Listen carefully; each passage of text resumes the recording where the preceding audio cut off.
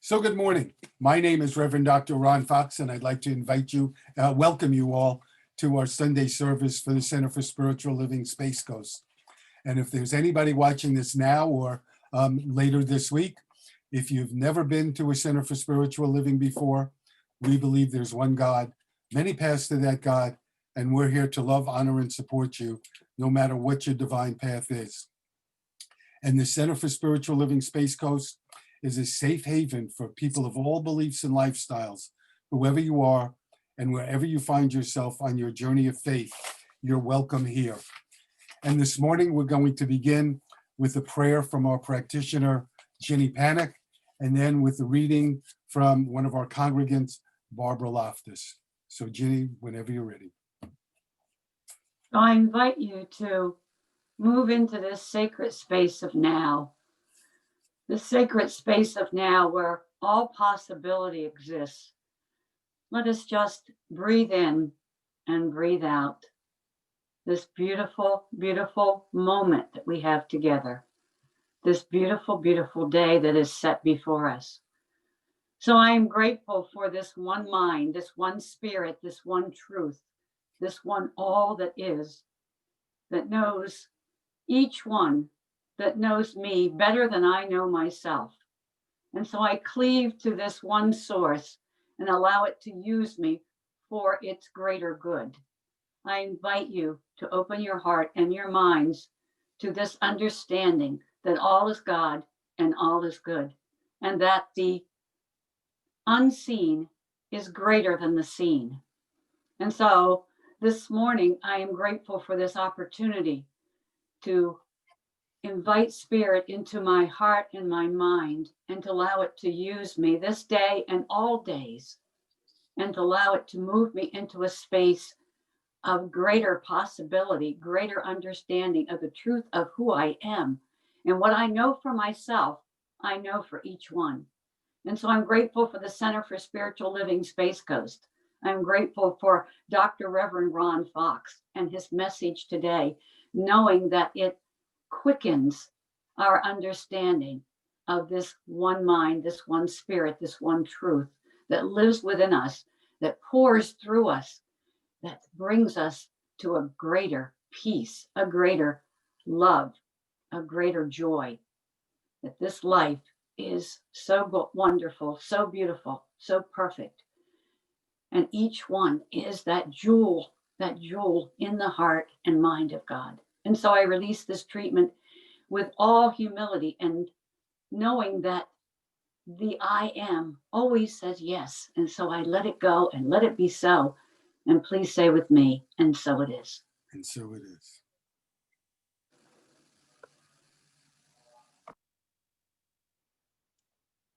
Reshaping life. People who can say that have never understood a thing about life. They have never felt its breath, its heartbeat, however much they have seen or done. They look on it as a lump of raw material that needs to be processed by them, to be ennobled by their touch. But life is never a material, a substance to be molded. If you want to know, life is the principle of self-renewal. It is constantly renewing and remaking and changing and transfiguring itself. It is infinitely beyond your or my obtuse theories about it.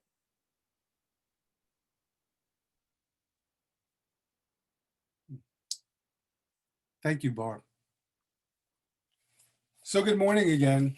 And my message this morning, the title is A Time for Renewal. And I'd like to begin with two quotes. The first one from Ernest Holmes, the founder of the Centers for Spiritual Living. And Ernest wrote, "Unless we are constantly expanding our thought, we're not growing. And growth is the law of life, and it is necessary." You know, when I read that again this week, I thought of something that Meister Eckhart said, and this isn't a quote, but he said that spiritual growth and finding God isn't a matter of addition. We don't need to become anything different. We don't need to add anything different. He said, but it's a matter of subtraction, getting rid of all within us that blocks our seeing our oneness with spirit. And the second quote is from Hafiz, who wrote, "I wish I could show you when you are lonely or in darkness, the astounding light of your own being." So I was reading something of Alan Cohen this week, and I believe the first book that he wrote, where he really published a lot and became famous. The title was "The Dragon Doesn't Live Here Anymore," and in the writing, he said when he was writing the book, he got this feeling that he was dying, and he didn't know what it was. It really confounded him. And he said, and at some point, he did some meditation or whatever, and he realized that a part of him was dying, that it was the old within him, that he was being elevated to a higher consciousness, and that his life was about to change. He was shedding the old skin and becoming a bigger person spiritually. And I thought that's what's meant in the Bible when the Bible talks about the renewing of minds. It's about releasing the old and making way for the new to come into our lives. And I read something also from the head of the Western Sufis, and I've talked about him before, and he's got a really long name that I always mess up, so I'm not going to try today, but he's just a wonderful writer, and he makes a very similar point to Alan Cohen. He says to us that the only way to loosen the ties that bind us is to find freedom within, not freedom from circumstances, but from our own conditioned thoughts and our own conditioned emotions.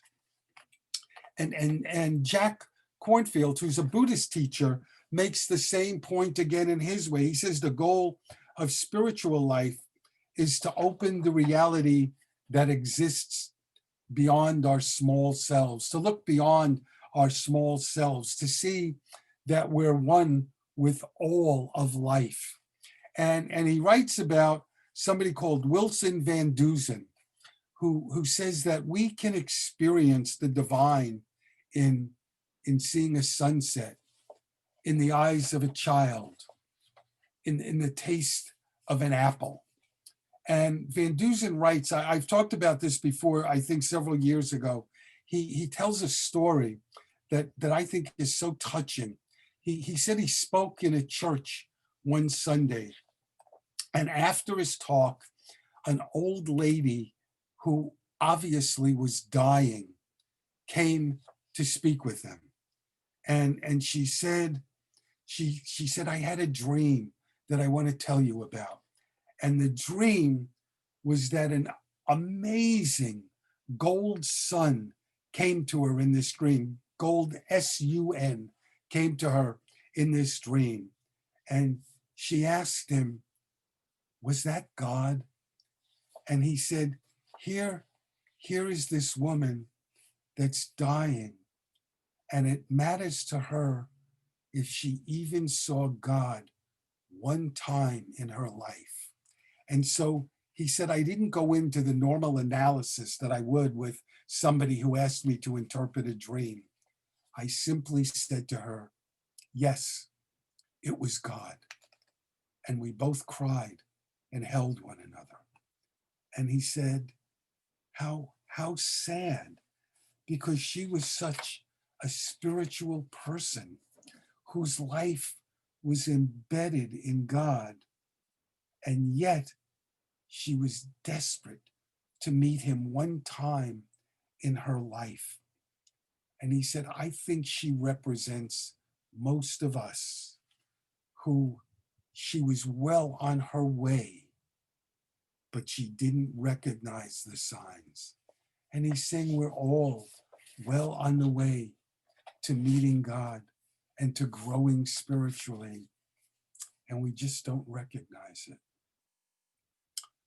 Eric Butterworth, I want to read you an affirmation from Eric Butterworth. He said, I am a child of the universe, established eternally in the healing stream. I am strengthened, renewed, restored, and made whole in every way. You know, I'm going to read it again. I hadn't planned on that, but I am a child of the universe, established eternally in the healing stream. I am strengthened, renewed, restored, and made whole in every way. You know, and it's so true. We're all established eternally in the healing stream of spirit. And when we recognize that, that is when we're strengthened, renewed, restored, and made whole in every way. You know, Wayne Dyer in his book Real Magic says that we're all messengers of miracles to the world. And he said, you know, you are what you already are, to make real magic. And that's what your job is in this time, in this life.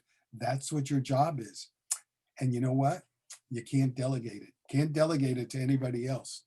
And he said, so if there are people in your life that don't agree with you, he said, don't judge them.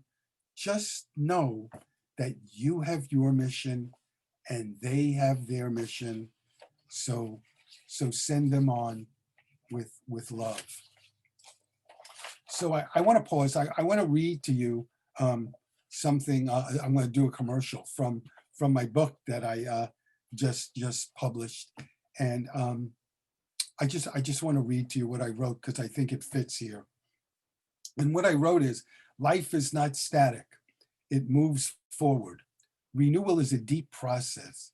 In an article in Science of Mind magazine by Dr. David Alexander, he asks us to imagine waking up every day and all the gifts you ever wanted are waiting for you.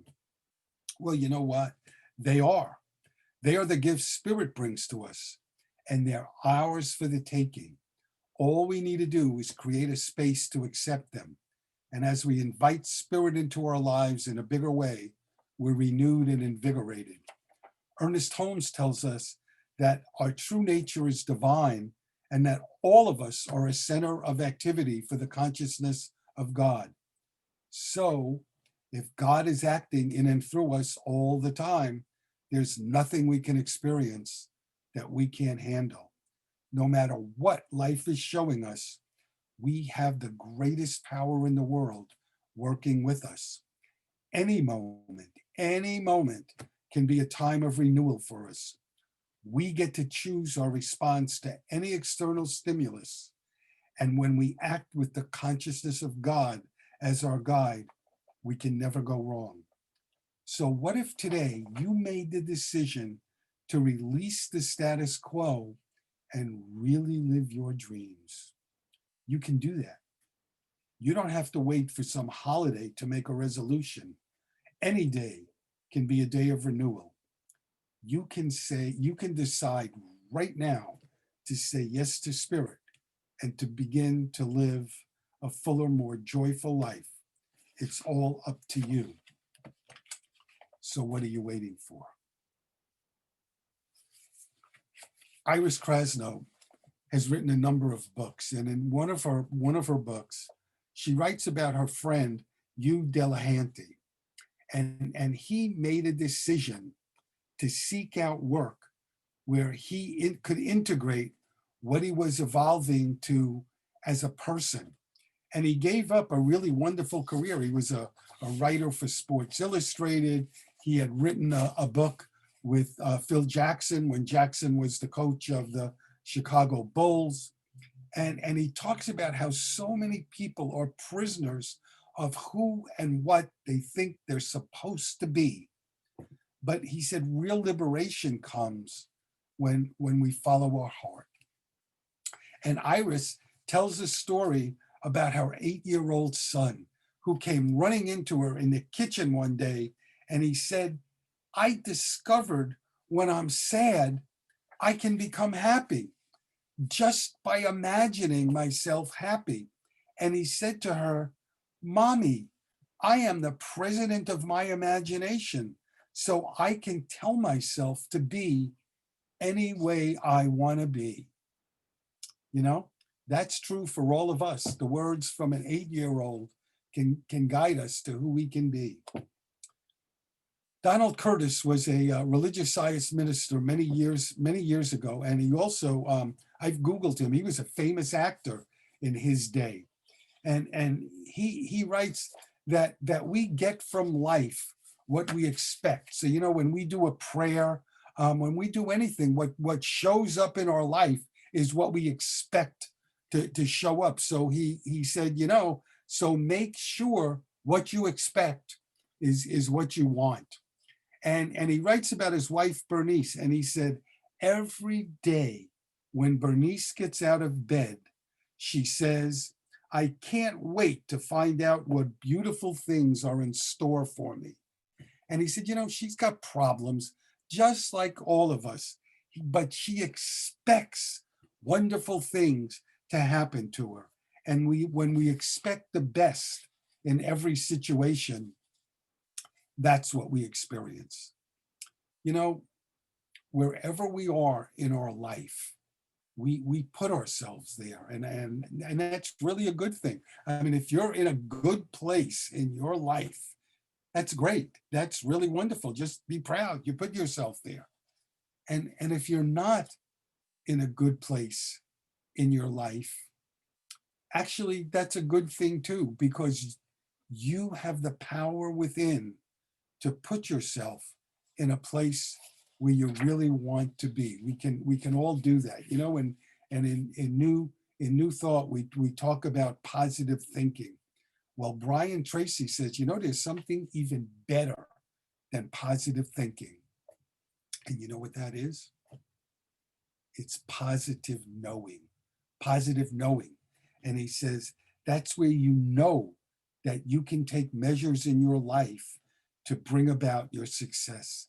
And Ernest Holmes, he doesn't use that term positive knowing, but he said it's having the already received attitude, to have the attitude that we know that our good is wherever we are, and all we need to do is to claim it. You know, a few years ago, Becky read this book that she brought to my attention. And I know I've read it a couple of times actually, and I think Becky's read it more than that. It's by a practitioner at Agape called Derek Rydell. And the title of the book is Emergence. And I was reading something from Derek this week, and he said, you know, there's only one original sin, and that you and I were born under. And that sin is a false belief of who we are. He said our true self is made in the image and likeness of God. And what we need for total fulfillment, whatever it is that we need for total fulfillment, is within us. It's part of our essential self. And he says, so here's an experiment. Try this experiment. Ask yourself, how would you act if you knew you had everything that you need within you? How would you act if you knew that you had everything that you need within you? And he said, how you would know that you're already whole, perfect, and complete. And he said, ask yourself that question every day. How would you act if you knew you had everything you need within you? Ask yourself that question before you enter into a meeting.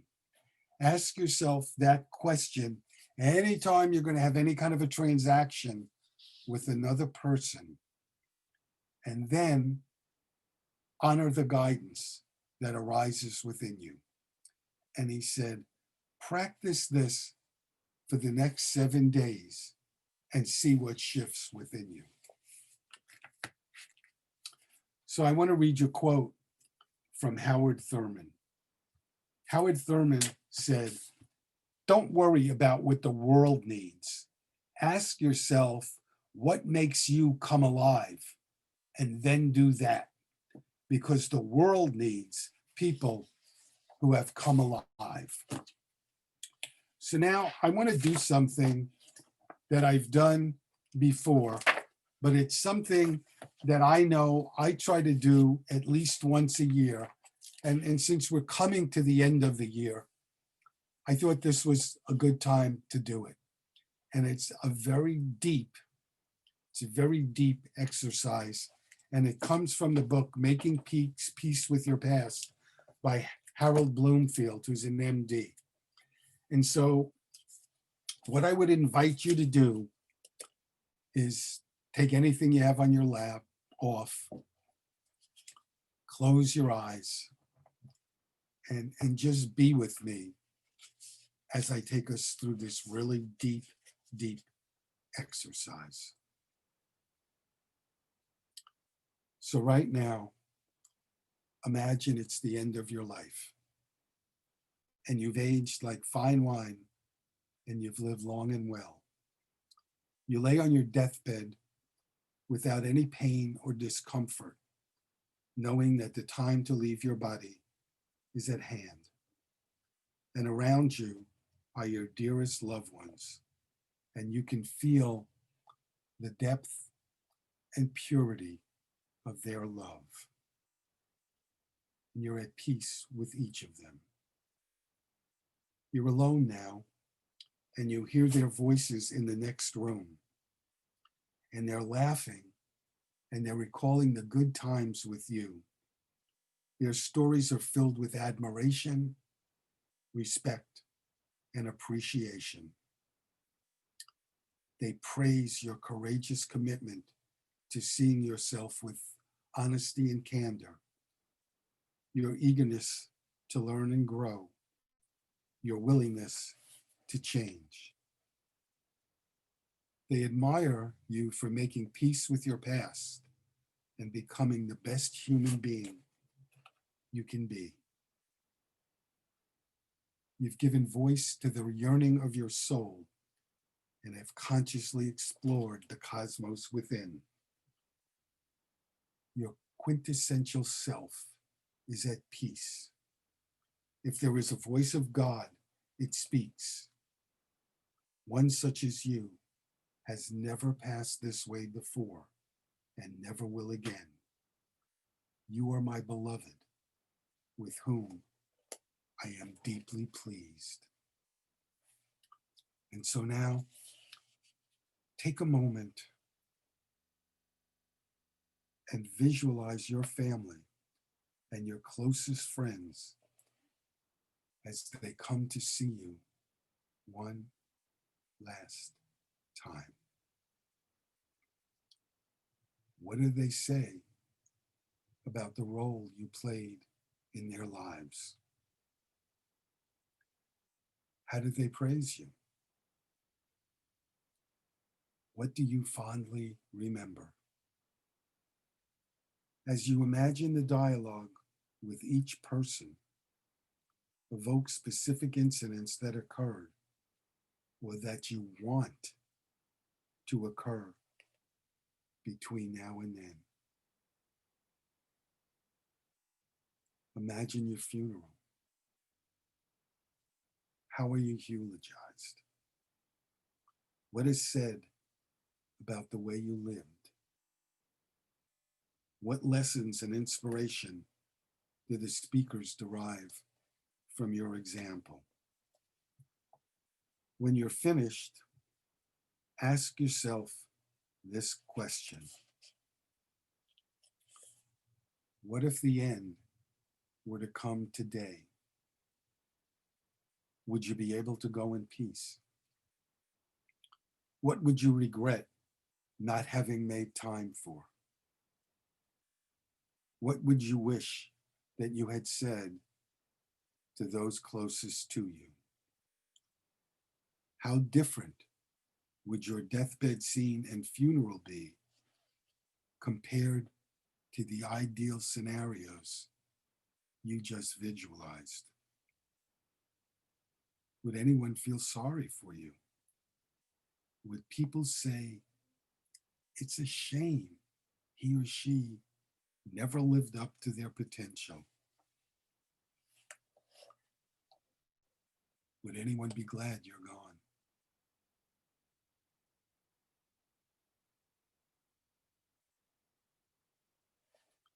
So I'll just close with this last quote from Ashley Brilliant, who said, "At any moment, I can start being more of the person I dreamed to be.